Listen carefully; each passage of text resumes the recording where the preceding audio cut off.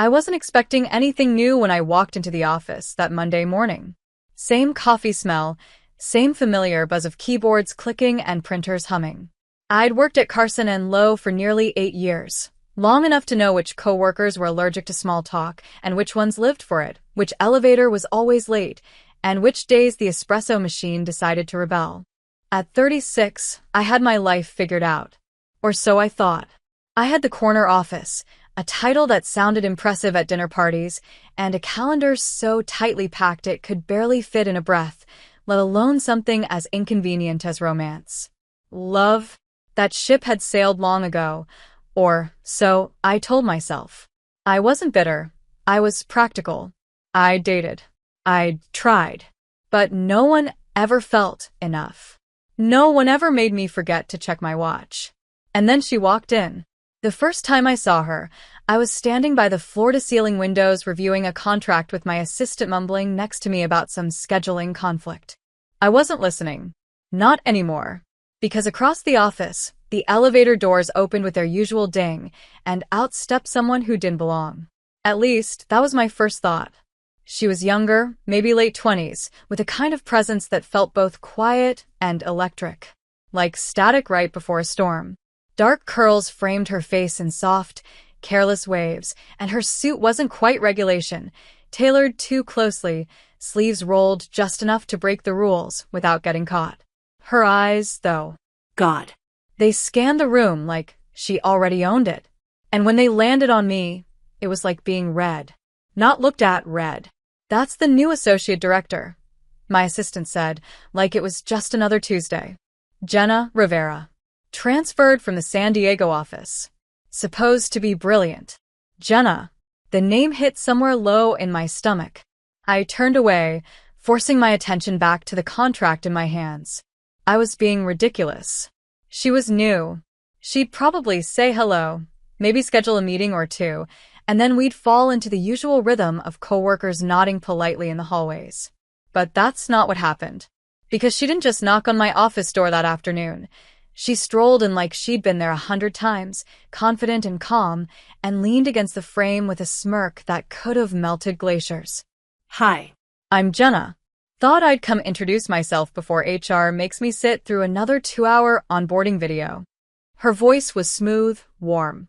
Too easy to like. I gestured to the chair across from me. Lauren Matthews. Creative Director. Welcome to the chaos. She smiled, stepped inside, and sat down. And just like that, my office felt different. Smaller. Warmer. Her presence was magnetic, but not in the loud, attention-grabbing way I was used to. She didn't try to charm me. She didn't need to. Her calm confidence did all the work. We talked for 15 minutes. That was all. She asked questions about the firm, the clients, the kind of work we prioritized. I answered like I always did. With poise, with clarity. But inside, I was off balance. I kept watching the way her lips curved slightly when she was thinking, how her fingers tapped softly against her notebook when she listened. She left with a handshake and a promise to catch up soon. I stared at the door long after it closed. That night, I stayed late at the office. Not unusual, but I found myself wandering past her workspace before I left, pretending to double-check something with IT. Her desk was already neatly arranged, a few personal items set up, a photo of a dog, a small succulent, a coffee mug that read, "Don't talk to me until I've had 3. I smiled. I told myself it meant nothing, that I was just curious, that I was being professional. But 2 days later, when she walked into the strategy meeting wearing a deep green blouse that made her eyes impossible to ignore, I realized I was lying to myself. And things got worse when she challenged my idea in front of the whole team. Not rudely, not aggressively, just brilliantly. She saw a gap in the pitch I'd spent a week refining, and instead of dancing around it like most would, she stepped right in, offered a better angle, and backed it up with insight I hadn't even considered. I should have been annoyed. I should have felt threatened. But instead, I felt something twist inside me. Interest. Admiration. Heat. After the meeting, she caught up to me in the hallway. "I hope I didn't overstep," she said, her tone careful but unapologetic. I looked at her, really looked, And for the first time, I let the spark show in my voice. If you keep being that smart, you're going to make me obsolete. She grinned. Doubtful. But maybe I'll make you a little better. I didn't answer. I just walked away with my pulse hammering in my ears. Over the next week, we kept finding reasons to talk. Project briefs, team restructuring, client follow-ups. But each conversation veered just slightly off topic. A comment about a song playing in the background. A shared joke about our boss's obsession with branded pens. Glances that lingered just a second too long. And then came Thursday. Late night. Empty office. I was finishing up a client presentation when I heard footsteps. Jenna. Of course. She held up 2 takeout boxes. Thought you might not have eaten. I hesitated. She walked in anyway, placed one on my desk, and sat. We ate in comfortable silence for a while, and then she asked, out of nowhere, "Did you always know this was what you wanted to do?" The question caught me off guard. No one asked me that anymore. No, I admitted. But once I started, I couldn't stop. I always knew I wanted more than people expected me to want, she said, meeting my eyes. Still figuring out what that means. Our gazes locked, and the air shifted. Heavier. Charged. I opened my mouth to say something. Anything, but the words tangled. She stood up first, collected the boxes. I should let you get back to it. And then, as she reached the door, she looked back. Good night, Lauren. It was just a look, just a smile, but I felt it all the way to my ribs. That night, I lay in bed staring at the ceiling, her voice echoing in my mind. Something was happening, something I hadn't planned for, and I wasn't sure if I wanted to stop it, or if I even could. I spent the entire weekend trying not to think about her. I failed. I went to brunch with friends, tried to let them distract me with gossip and bottomless mimosas, but every time I laughed, my mind flicked back to the way Jenna had smiled when she left my office Thursday night. I told myself I was overanalyzing it, that she was just friendly, that I was projecting. But there was a heat behind her eyes I couldn't unsee.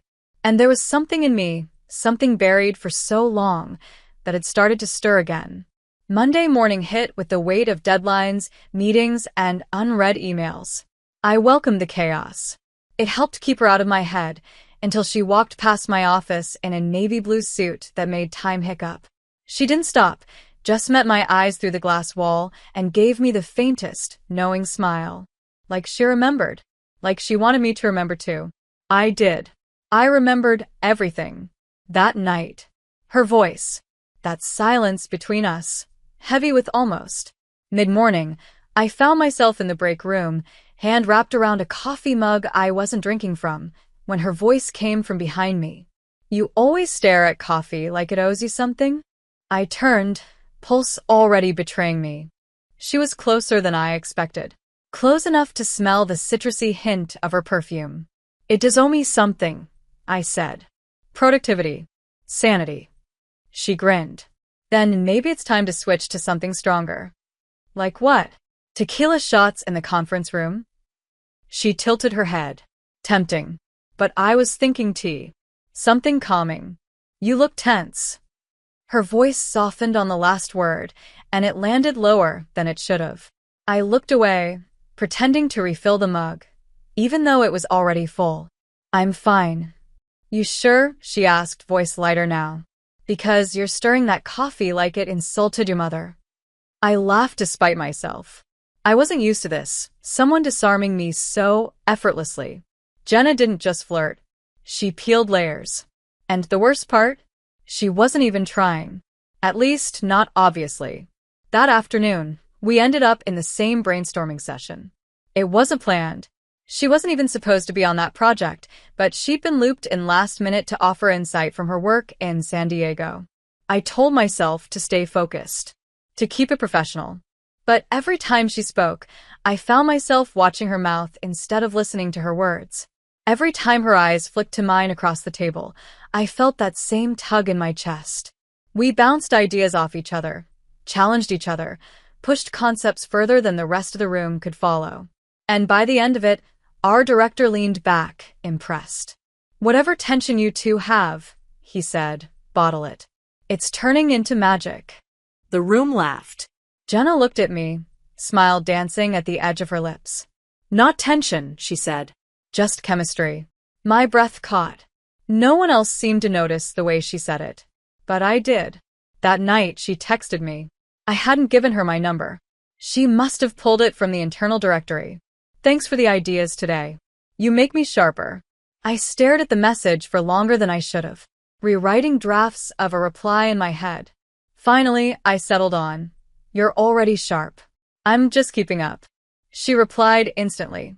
I don't think you realize how rare that is. I didn't answer. I couldn't. Not without saying something I wasn't ready to admit. The next day, she brought me coffee. Black. No cream. No sugar. Exactly how I took it. I raised an eyebrow. How did you? You ordered it once last week during a team call, she said casually. I noticed things. I wanted to say something clever. Something to deflect. But all I could do was stare as she placed the cup on my desk and walked away. That week became a pattern. Glances. Words layered with double meanings. Shared coffees. Inside jokes. A meeting where our knees accidentally brushed under the table and neither of us moved away. The energy between us was a live wire. If you enjoyed this content and want to support the channel in a special way, try clicking the thanks button below. It's the one with the heart and $sign icon. With super thanks, you can make a direct contribution to the channel, which helps me keep creating awesome videos for you. And I kept pretending I wasn't holding it with bare hands. I told myself she was too young, that this could never work, that the power dynamic was too complicated. But every time she leaned a little too close, every time her fingers brushed mine when we passed each other folders or notes, my resolve cracked a little more. Then came Friday. I stayed late again. No surprise. I liked the quiet of the office after hours, the stillness. But I wasn't alone. I heard footsteps around 9. I didn't have to look up. I already knew. You need a hobby, Jenna said, leaning against the doorway. Besides micromanaging slide decks. Says the woman who's here just as late, I countered. Touché, she said, walking in. She didn't ask this time. Just sat across from me, like it was her place too. And maybe it was. Want to take a walk? She asked after a beat. It's too nice outside to be trapped in here. I hesitated. Just long enough to feel it. The temptation. The pull. Then I shut my laptop. Let's go. The city was cooler than expected, breeze brushing against bare skin as we walked side by side through quiet streets. We didn't talk much. We didn't need to. There was a rhythm between us, a silent understanding I couldn't explain. Finally, we stopped at a small park a few blocks away. Empty. Dimly lit. Jenna sat on a bench. I followed. You always like things this quiet? She asked. Sometimes. Silence is underrated. Not with the right person, she said, looking at me. And that was when I felt it. The shift. The line blurring. She reached out slowly, fingers brushing mine on the bench. Not by accident. Not this time. My breath caught. I didn't move away. Lauren, she said, my name's soft like a secret. If I'm reading this wrong, tell me now. I looked at her, at the way the light hit her eyes, warm and steady, at the way her hand lingered near mine, waiting. I should have stopped it, said something safe, something smart, but I didn't. I turned my hand and laced my fingers with hers. Just that. And it was everything. She exhaled slowly, like she'd been holding her breath for weeks. Okay, she whispered. And we just sat there, hands intertwined, hearts racing, the air around us thick with everything we weren't saying. For the first time in years, I didn't care about the rules. I didn't care about the risk. I just wanted more. I didn't sleep that night. Not really. I lay in bed, fully clothed, lights off, fingers still tingling from where they had touched hers. My body was still in that park, sitting beside her on that cold bench, hand in hand like it meant something. And it did. It meant everything. It was the kind of touch that rewrote the language of skin. I could still feel the moment she exhaled, the almost invisible tremor in her fingers when I didn't pull away. I kept replaying it, as if doing so would make it less terrifying. It didn't. Monday came with a heaviness in my chest, like I'd crossed into a territory I wasn't ready for. Or maybe I'd been ready for it longer than I realized and had just spent years pretending otherwise. I walked into the office early, hoping to settle into routine, to bury myself in deadlines and deliverables. But the second I saw her across the hallway, everything unraveled again. She was talking to someone from HR, nodding politely, but when she saw me, her face changed, barely, but enough. A soft curve of her lips, a flicker in her gaze. Recognition. Memory. Electricity. I looked away first. I didn't know what to say. What to do. Nothing had been said aloud between us. Just the hand. Just the silence. Just everything. She didn't come by my office that morning. I told myself it was better that way. That distance would help. But by lunch, I felt like I was unraveling from the inside. I couldn't focus. I couldn't read a single email without seeing her name hidden in the text. I gave up and stepped out, walking 3 blocks down to a quiet cafe. I sat by the window, coffee in hand, heart racing for no reason I could justify. And then my phone buzzed. "You okay?" 3 words. From her. I stared at them like they had teeth. I didn't answer immediately. I didn't know how. 10 minutes later, another buzz. "I don't regret anything. Just thought you should know." My fingers tightened around the cup. I should have been the one to say that. I was the older one. The one in control. The one who had everything to lose. But she was the one braver than me. I finally typed, "Meet me in the West conference room at 5. Last one on the hall." She replied with a single word. "Okay." The rest of the day moved in slow motion. Meetings blurred. Names faded. My mind was already there at 5 o'clock, standing inside a glass-walled room with city lights bleeding in through the windows. I was there before her, of course. I always was. Control was my crutch. My illusion of safety. She walked in at 5:03, hair slightly windblown from the weather, coat draped over one arm. She shut the door behind her, but didn't speak. Neither did I. The silence wrapped around us like something alive. She walked toward me slowly, setting her coat on the table, watching me with eyes that knew too much. "You wanted to talk," she said. I nodded. I took a breath, but it didn't come easy. What's happening between us. I didn't plan for it. "Neither did I," she said, her voice low. "But I don't want to pretend it's not real." "It's complicated," I whispered. She stepped closer. "So, let's be complicated. Together." I closed my eyes for a second, trying to steel myself, but when I opened them, she was there, right in front of me. Close enough that I could smell her skin, something faint and warm, like vanilla and rain. "Lauren," she said softly, "I'm not asking you to promise anything. I'm just asking you not to run." Her hand reached up and brushed a strand of hair from my face. It was such a simple thing. Gentle, careful, but it broke something open in me. I grabbed her wrist softly, not to stop her, just to feel it, to ground myself. "I've spent years building this wall," I said. "I don't even know how to take it down." "Then let me help you," she whispered. And then, without waiting, she leaned in and kissed me. It was slow, intentional. Her lips touched mine like a question, and when I answered, when I kissed her back, it turned into something deeper. Her hands slid to my waist, mine tangled in her hair, and for a moment, I forgot the world outside that room even existed. There was only her, the taste of her, the way she melted into me, with such need it made my knees go weak. I pulled away first. Barely. My forehead pressed against hers. We were both breathing hard. "We shouldn't," I began. She smiled against my mouth. "You already did. This could cost us," I said, eyes still closed. "Then let's be careful. Quiet. I don't care what the world thinks.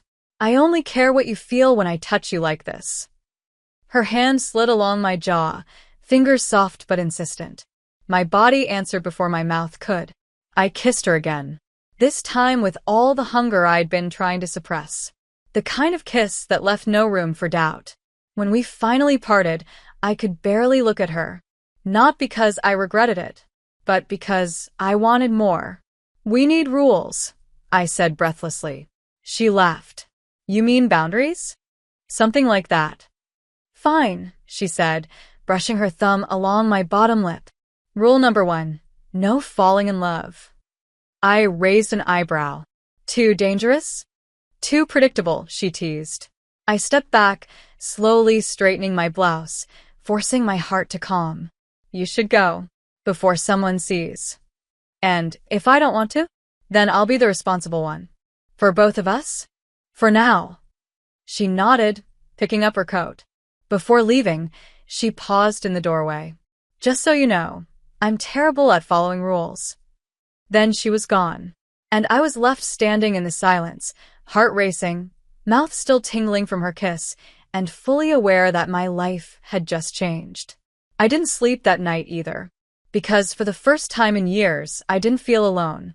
I felt undone, awakened, and terrified of how much more I wanted. The following week was a carefully orchestrated performance.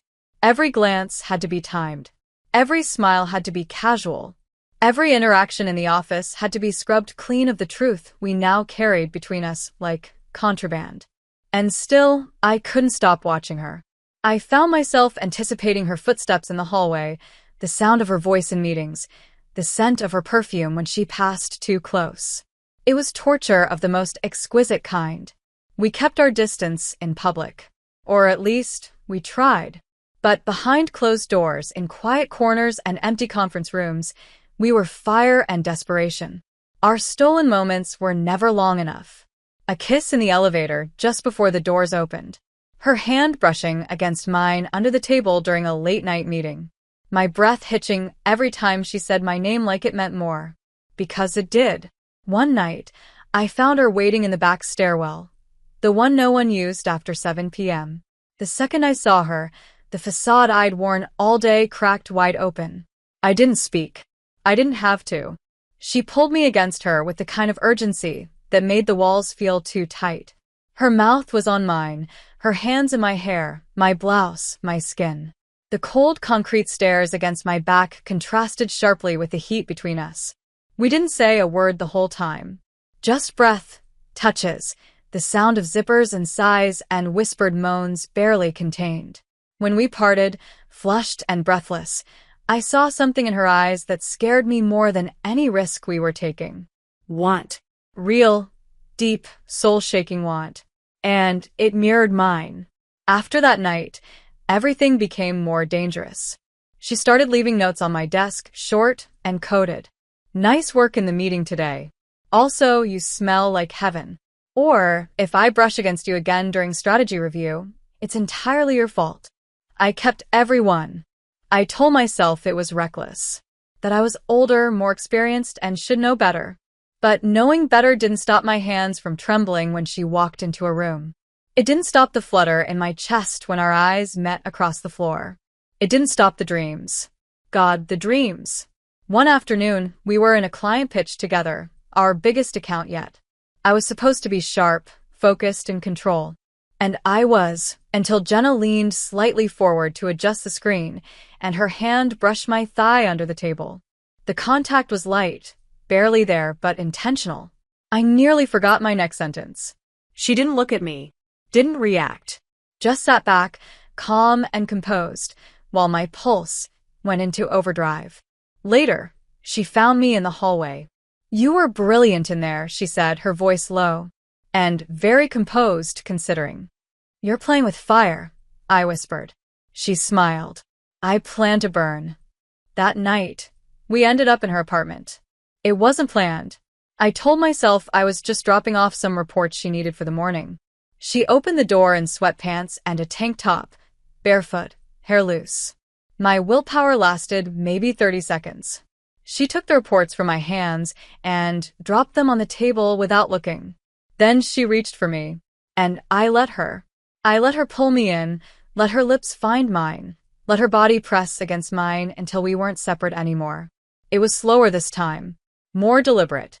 She touched me like she was learning me, mapping my reactions, memorizing my sounds.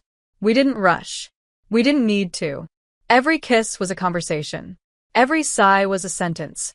And when I finally fell asleep tangled in her sheets, her arm around my waist, her breath warm against the back of my neck, I realized I'd crossed another line entirely. This wasn't just desire anymore. It was something deeper, something terrifying. The next morning, I woke up before her. I lay there for a long time, watching her sleep. Her face was softer in rest, younger, more vulnerable. I reached out and brushed a curl from her forehead, careful not to wake her. And in that moment, the thought hit me so clearly, it nearly took my breath. I didn't want to be careful anymore. I didn't want to keep pretending this was something temporary, something manageable. But I also knew I couldn't say that. Not yet. At work, the pressure started to build.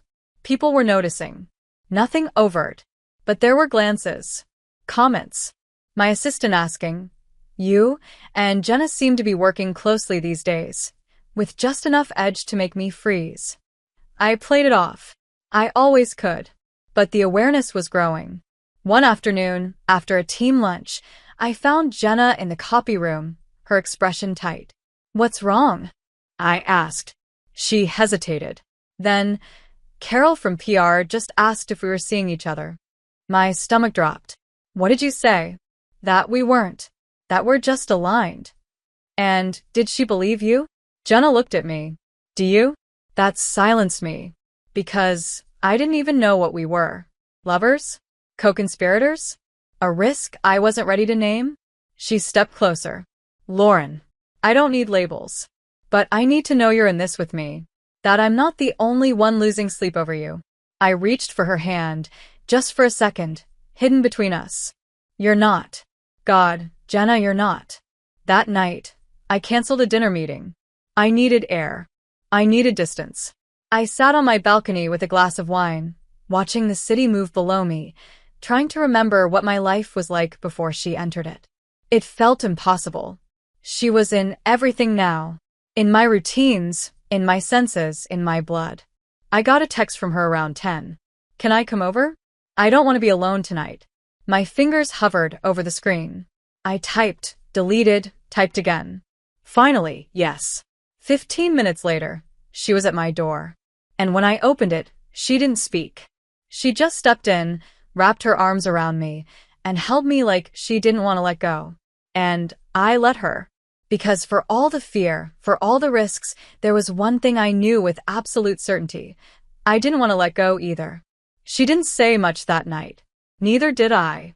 We lay curled together on my couch, the lights dim, the city glowing quietly beyond the glass. Her head rested on my chest, her fingers tracing slow, absent-minded shapes over the fabric of my shirt. I ran my hand gently down her back, trying to match the rhythm of her breathing. I knew she'd had a long day. I knew the questions at work, the pressure, the watchful glances were starting to wear on her. And I hated that. I hated that loving her, even silently, meant hiding her. She shifted slightly, looking up at me.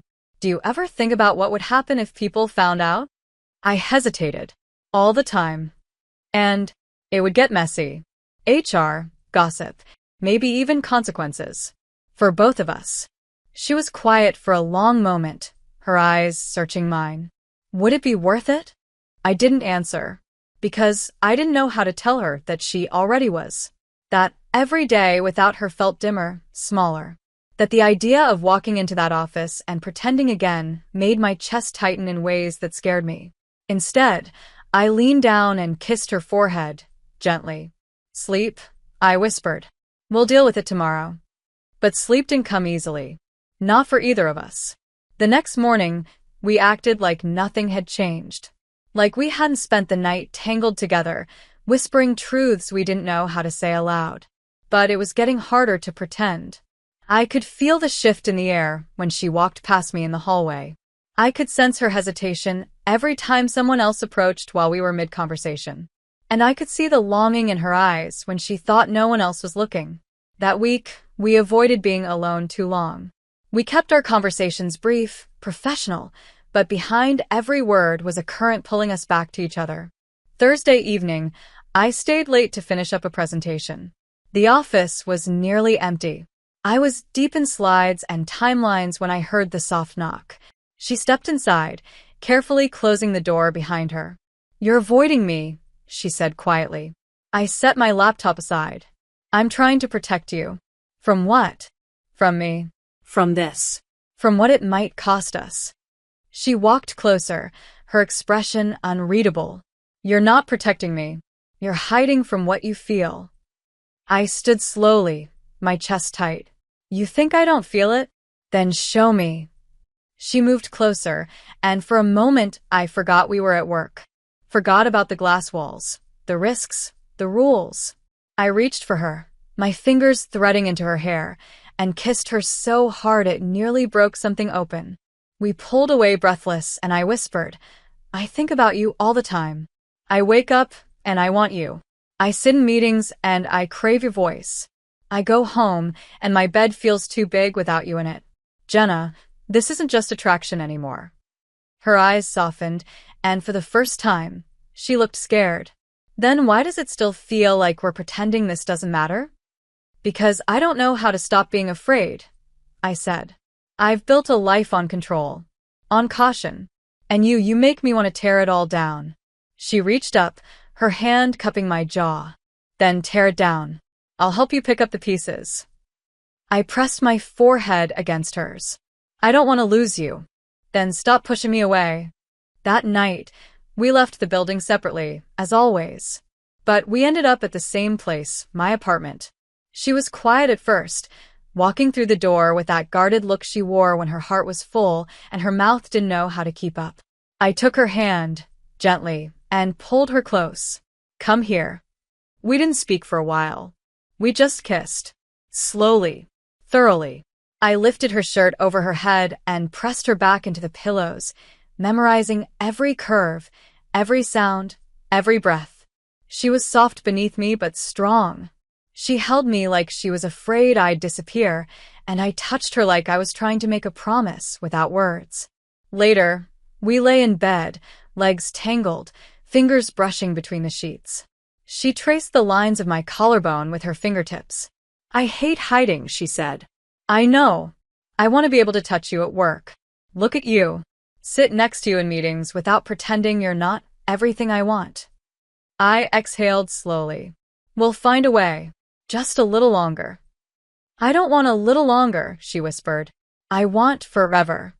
My heart stuttered. The words hit deep, echoing in the quiet space between us. I didn't say anything right away. I didn't trust my voice not to break. But I knew then. Knew it with a certainty that scared me. I loved her, and it wasn't going away. The next day, everything changed.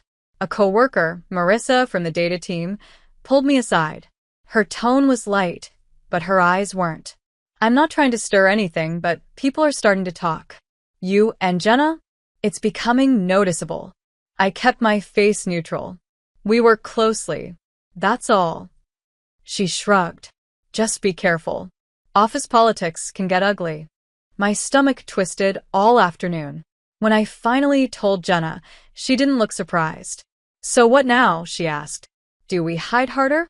Or do we stop?" "Neither," I said, my voice firmer than I expected. "We find a way through this. Together." She smiled, just barely, but I could see the flicker of hope in her eyes. And that night, for the first time, we didn't just make love. We talked. For hours. About everything. Our fears. Our pasts.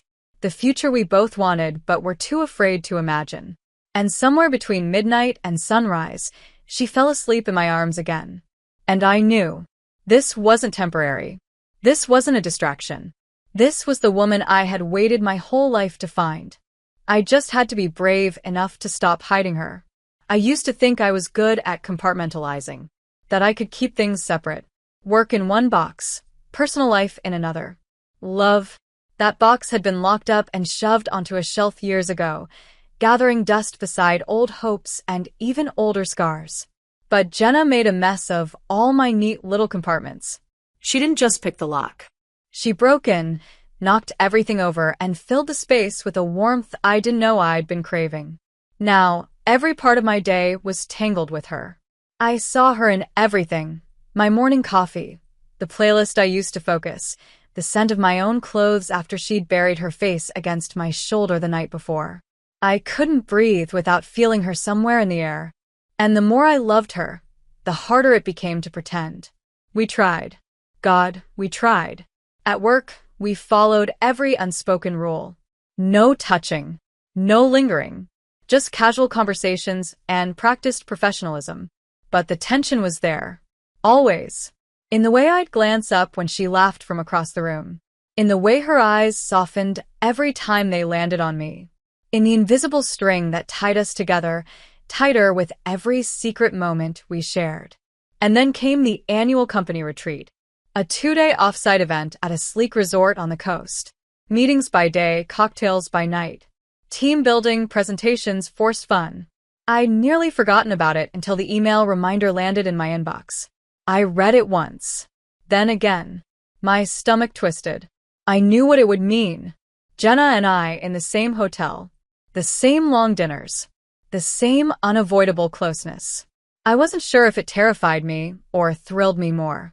She stopped by my office just before lunch, leaning in slightly, voice low. So, the retreat. Yeah. You going? I nodded. You. Of course. Can't miss the endless corporate icebreakers. Her smirk made my chest tighten. Are you worried? She asked softly. I looked at her, really looked. Yes. Because I know what'll happen if we end up alone. She tilted her head. And what's that? I'll forget to be careful.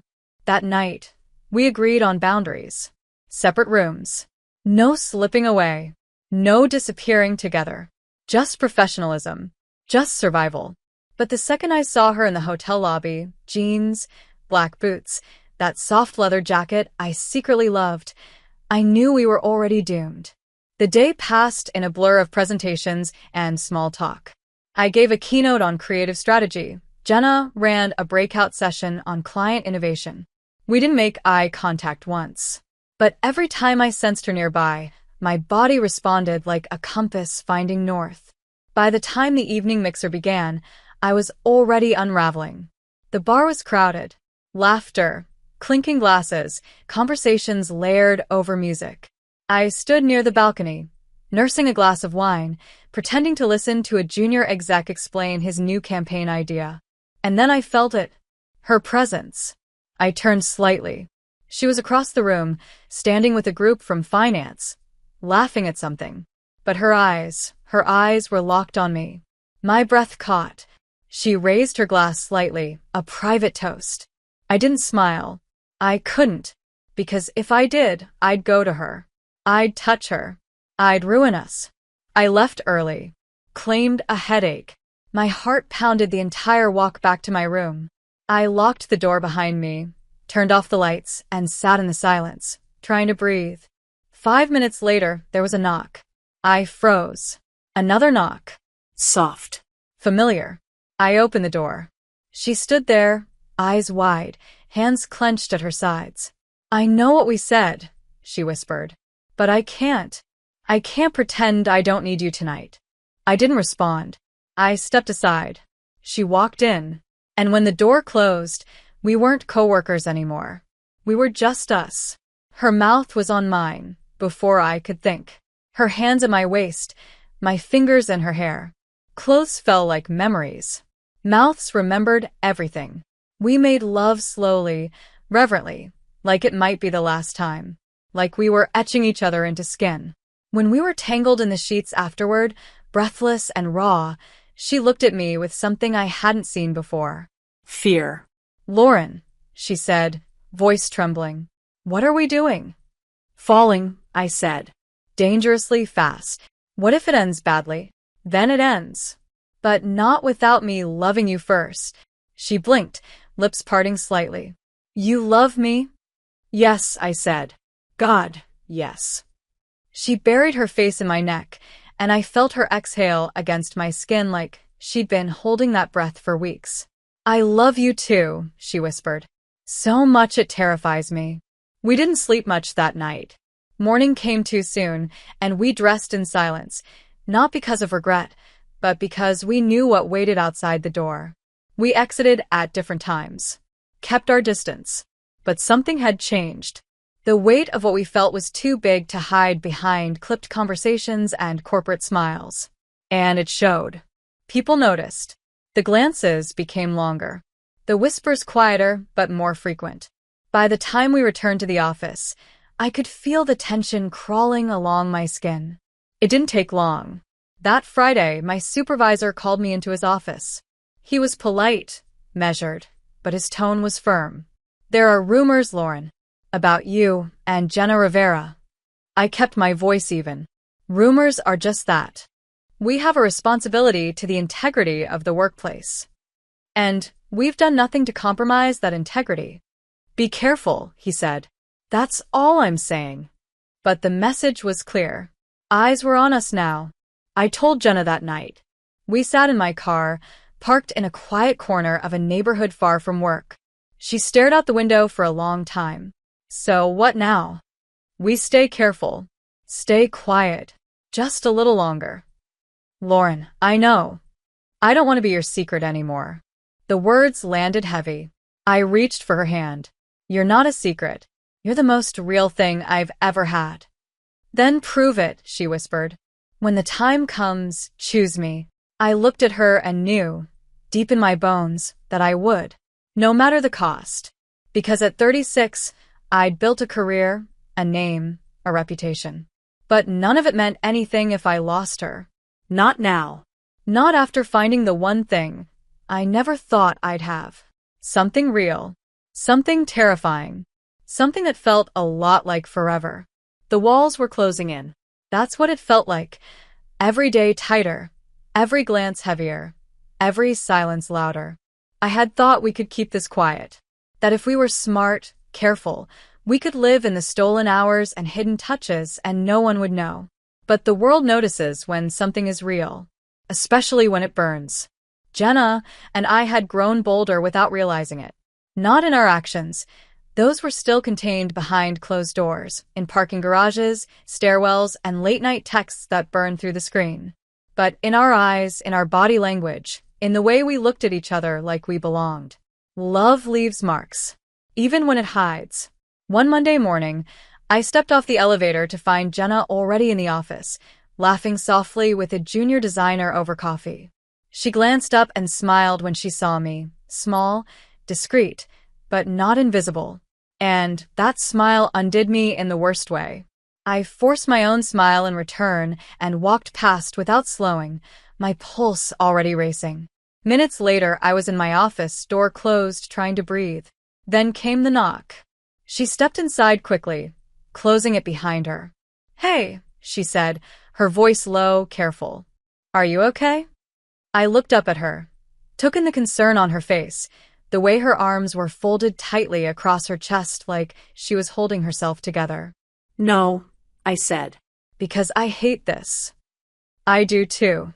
We're lying every day, pretending you don't mean everything to me." She walked slowly across the room, stopping just in front of my desk. "So stop pretending. You know I can't." "No," she said, voice harder now. "You won't." The words hit me like ice. "That's not fair."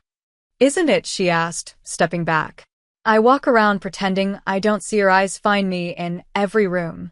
I pretend I don't feel your absence like a phantom limb when we're apart. I pretend I'm not in love with someone who still won't say it out loud. "I told you I love you." "In the dark," she said. "In secret." "But what about in daylight? What about when people are watching?" I stood up, heart pounding. "Do you think this is easy for me? I think you're scared." "Of course I'm scared," I snapped. "This could cost me everything. And what am I worth?" The question stopped me cold. Her eyes were shining now, but not with tears. With fire. With pain. With everything she'd been holding in. "If I asked you to walk away from this job to be with me," she whispered, "would you?" I opened my mouth. Nothing came out. "That's what I thought."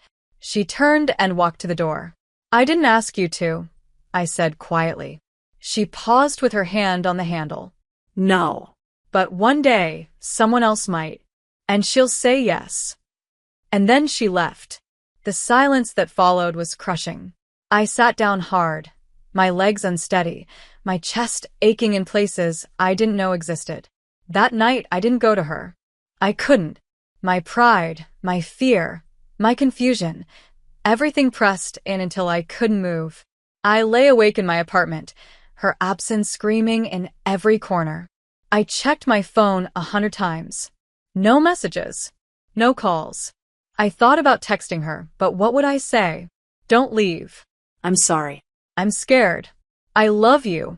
But love without action is just a word. And I had nothing but words. Days passed. Painfully slow. Jenna kept her distance. She was polite, professional, flawless. And cold. The warmth in her eyes, the private smiles, the little touches, they were gone. Erased. It was like she'd built her own walls overnight. I watched her and ached. I wanted to run to her, hold her, beg her to let me fix it. But I didn't. I just broke, quietly, where no one could see. Then came the day that shattered everything.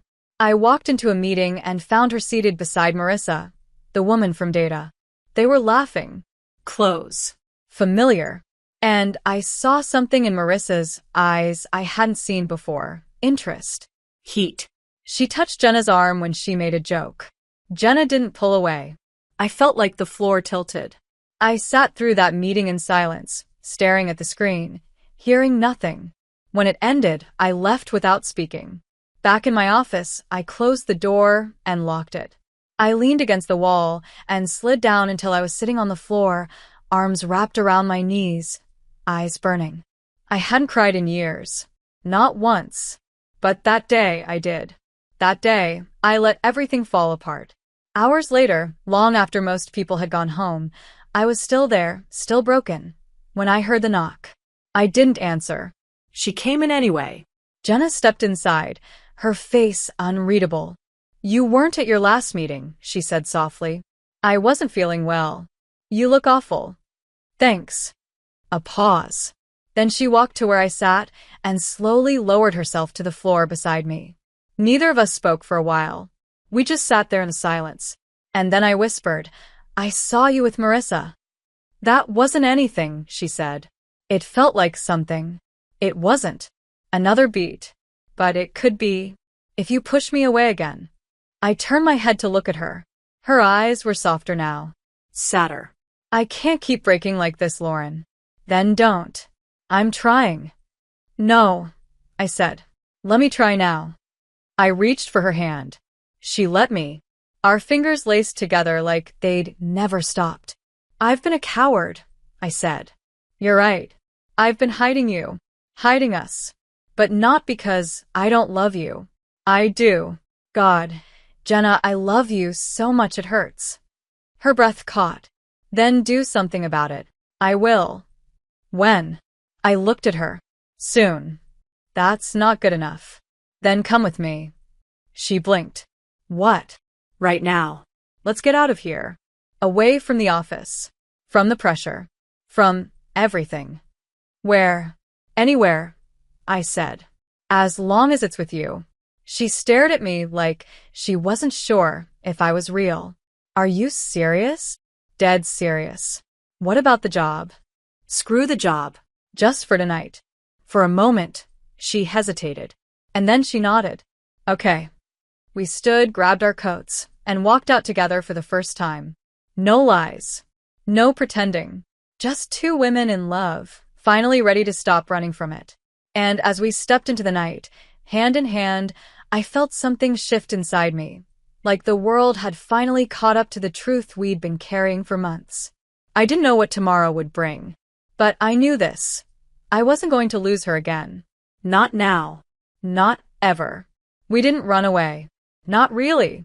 We drove for hours, no destination, just road and silence, and the kind of electricity that hummed in the space between us. Jenna had her feet on the dashboard, her head tilted back against the seat, eyes closed, a soft smile on her lips that made me want to pull over just to kiss her again, and again, until she forgot the world outside existed. We ended up at a quiet little inn near the coast. A place with creaky floors, no Wi-Fi, and a fireplace that smelled like memory. We didn't ask for separate rooms. The woman at the front desk didn't blink when we signed in with the same last name on a whim. Matthews. Rivera. We laughed about it later. In bed, limbs tangled, her hair splayed across my chest. "You really would have married me just for that moment, wouldn't you?" she whispered. "In a heartbeat," I said, brushing her cheek with the back of my fingers. "You still might have to." "Is that a proposal? A warning?" She grinned, then kissed me slowly, deeply, like she could taste the future in my mouth. We didn't leave the room much. We made love until our bodies ached, and our hearts felt too big to fit inside our chests.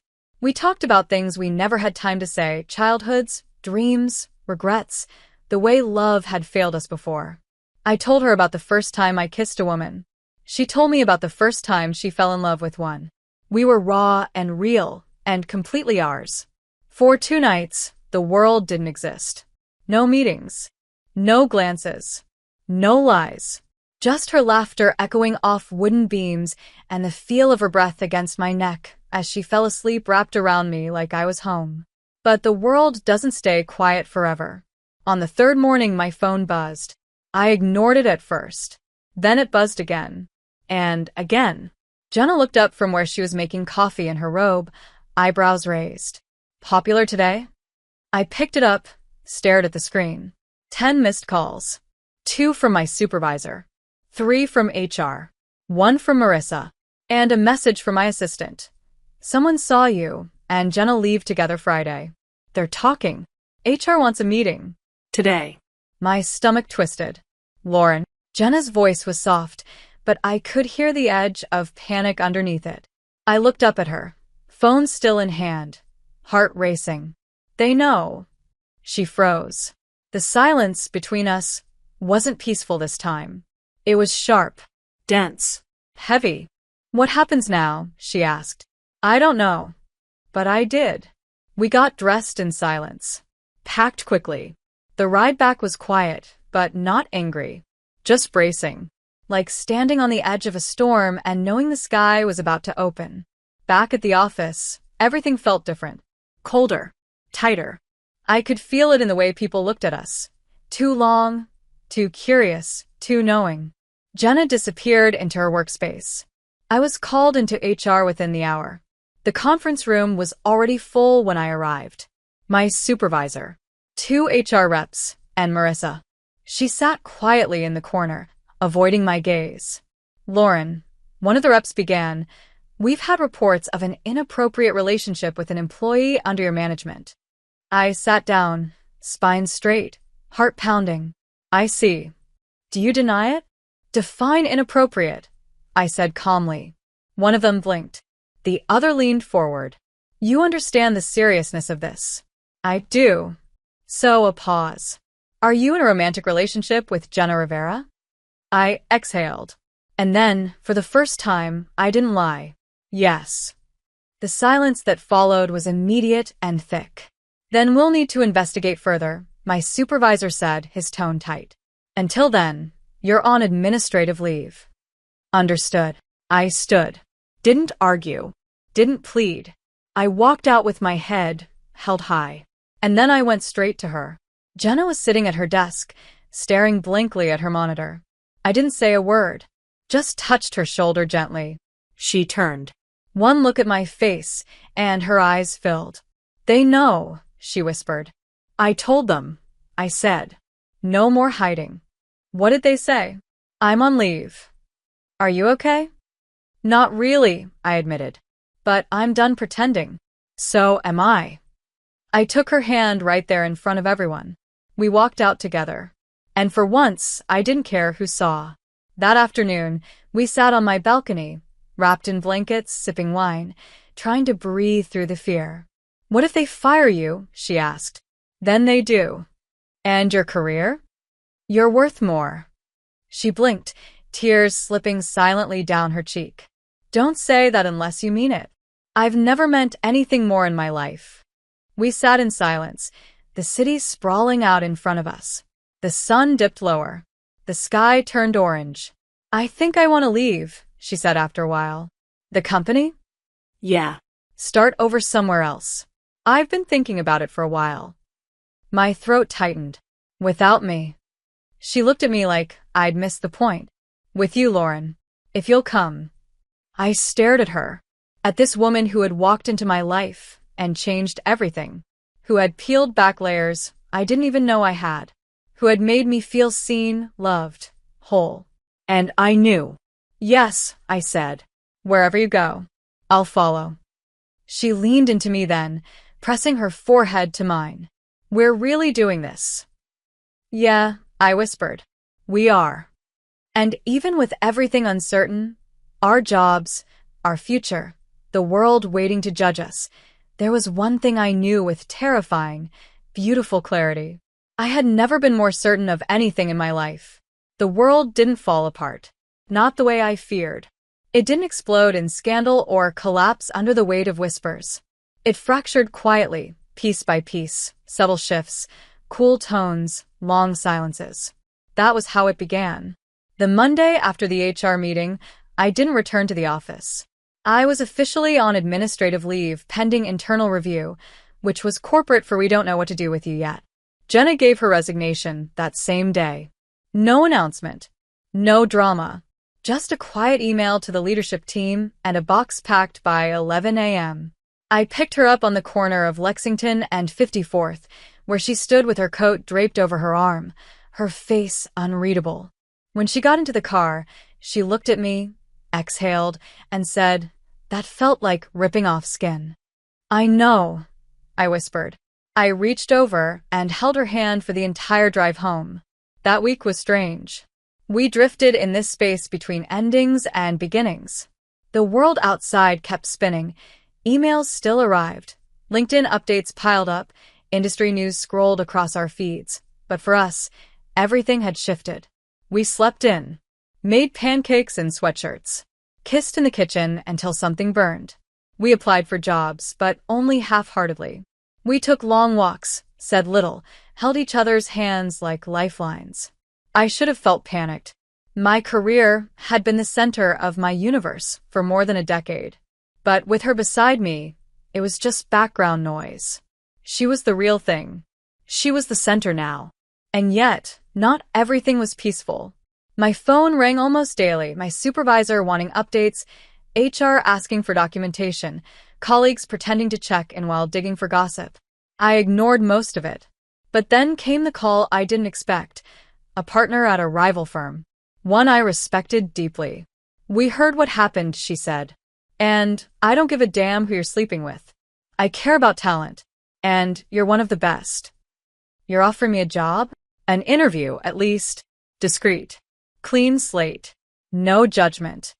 I didn't answer right away. "Can I bring someone with me?" There was a pause. "You mean her?" "Yes. If she's half as sharp as the buzz says she is, I'd be a fool to say no." I hung up with my heart pounding. Jenna was sitting on the couch, reading. She looked up when she saw my face. "Good news?" "Maybe," I said. "Opportunity. For both of us." "Where?" "Boston." "You'd leave New York?" "For you?" Yes. "For us?" "Absolutely."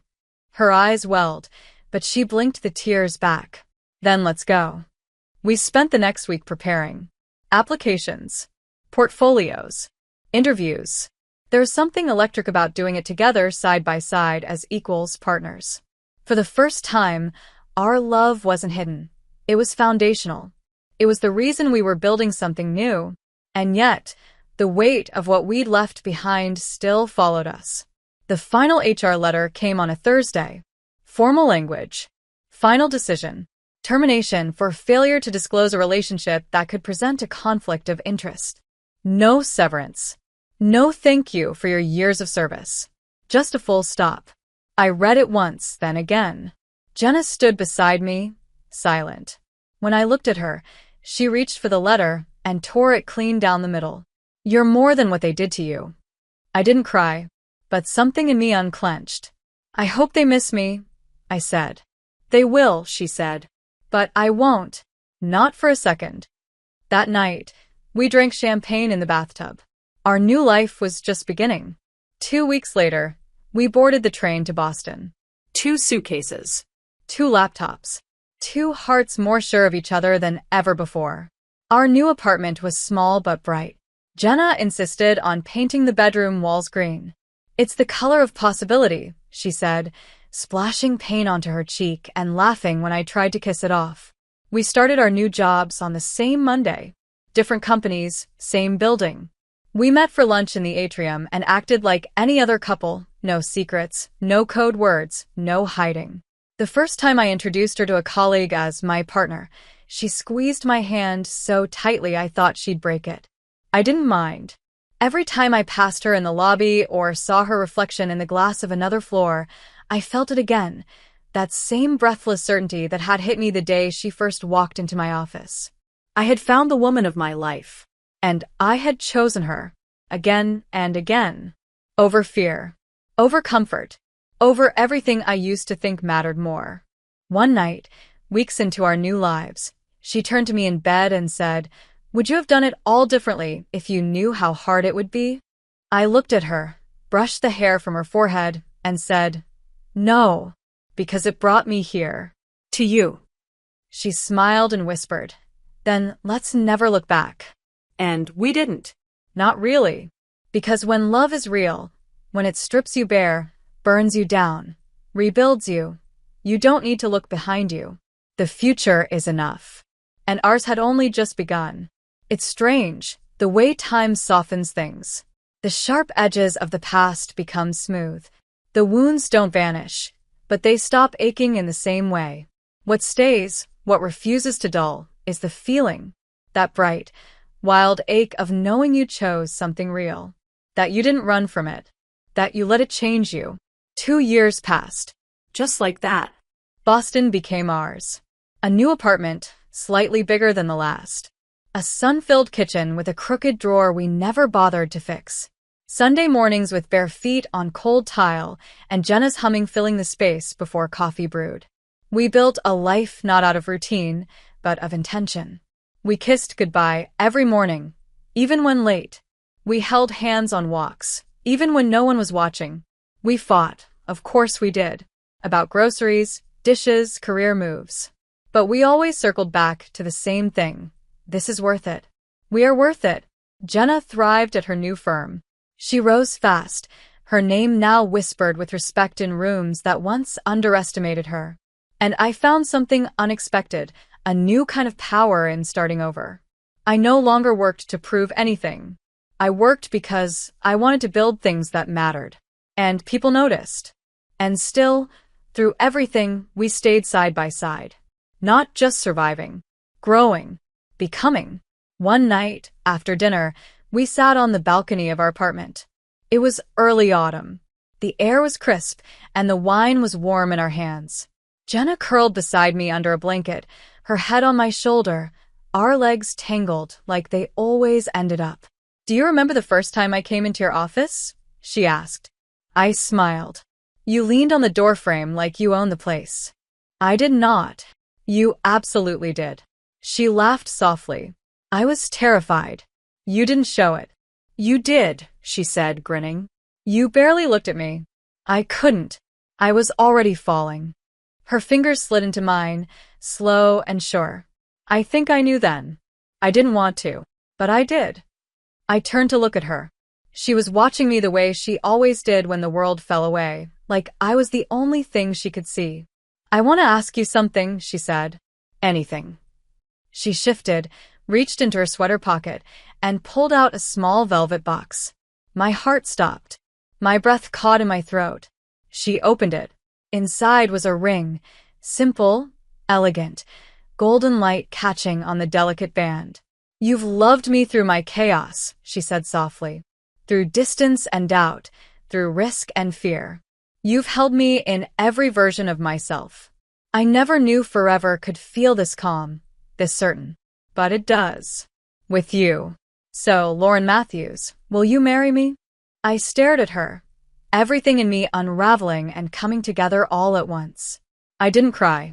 Not yet. But something in my chest cracked wide open. "Yes," I said, my voice trembling. "God, yes." She slid the ring onto my finger, and it fit like it had always been meant to live there. We kissed, slow and deep, the kind of kiss that seals something sacred. And in that moment, everything else faded. The years we'd lost to fear. The job. The silence. The long nights wondering if love could survive being hidden. None of it mattered. Because this, us, had survived. Not just survived. Grown. Blossomed. Proven itself stronger than anything we thought could break it. The wedding came 6 months later. Small, intimate. A rooftop ceremony at sunset. Just our closest friends. No frills. No grand speeches. Just love. Jenna wore a deep ivory suit. I wore a silk dress that caught the wind just enough to feel like magic. We wrote our vows by hand. Mine ended with this. At 36, I found the woman of my life. Not at a bar. Not through fate. But at work, in a building full of rules and expectations. And I broke every one of them for you. I'd do it again 1,000 times. Because you are the risk that made everything worth it. You are my beginning. My middle. My always. She cried. So did I. We danced barefoot. We toasted with champagne and laughter. We kissed like we were still in that conference room, breathless and terrified and so alive. And after all the goodbyes, we lay together in a bed covered in white sheets and promises, and I looked at her and whispered, "You changed my life." "No," she said, brushing her thumb along my jaw. "We changed each other's." And that was true. We weren't the same women we had been that first day. We were better, braver, more open. We had turned every moment of risk into something beautiful. And in the quiet dark, I knew this was the ending I never thought I'd get. Not just a happy one. A real one. The kind that doesn't need noise or perfection. Just love. Just truth. Just us. Thank you so much for your support, whether it's by liking, commenting, sharing, or sending your super thanks. You make all the difference here on the channel. See you in the next video.